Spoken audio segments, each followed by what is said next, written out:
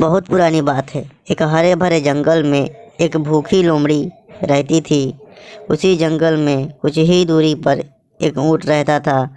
ऊँट हरी भरी पेड़ की पत्तियां खाकर हट्टे कट्टे एवं तंदुरुस्त था।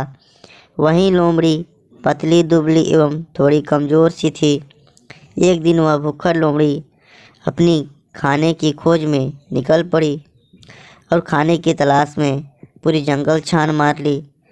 फिर भी लोमड़ी को खाने में कुछ नहीं मिला और लोमड़ी निराश होकर एक पेड़ के नीचे जा खड़ी हो गई और सोचने लगी, काश मुझे बैठे बिठाए पेट भर भोजन मिलता तो बड़ा ही मजा आता, पर क्या करूं, मेरी ऐसी किस्मत ही कहाँ है। फिर लोमड़ी की नज़र पासी के एक ऊँट पर पड़ी। ऊँट को देख लोमड़ी सोचने लगी, ये कितना हष्ट पुष्ट है और इसे पेट भर भोजन कहाँ से मिलता है।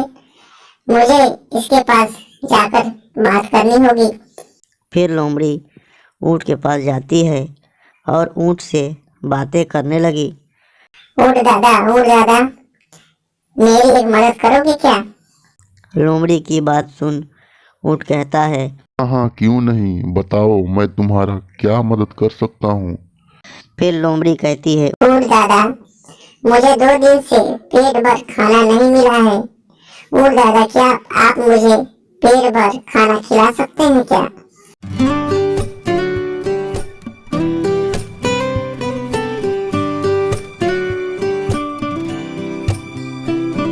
लोमड़ी की बात सुन ऊँट दादा कहने लगा, देखो लोमड़ी, मेरा पेट तो इसी जंगल में भर जाता है, कहीं और मुझे जाने की ज़रूरत ही नहीं पड़ती।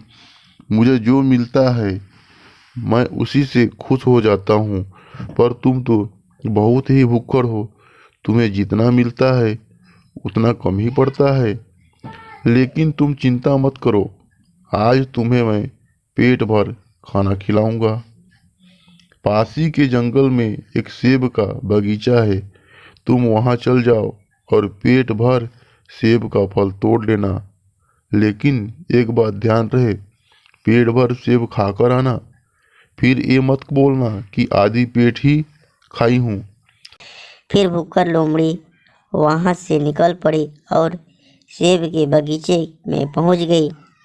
सेब का फल देख लोमड़ी के मुंह पर पानी आ गया, लेकिन सेब का फल लोमड़ी की पहुँच से बहुत ही दूर था।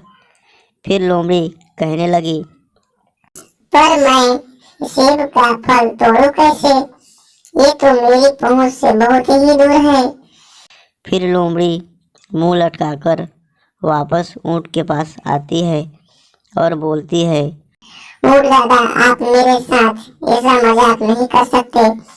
फिर ऊँट बोलता है, क्या हुआ, सेब का फल नहीं खाए क्या?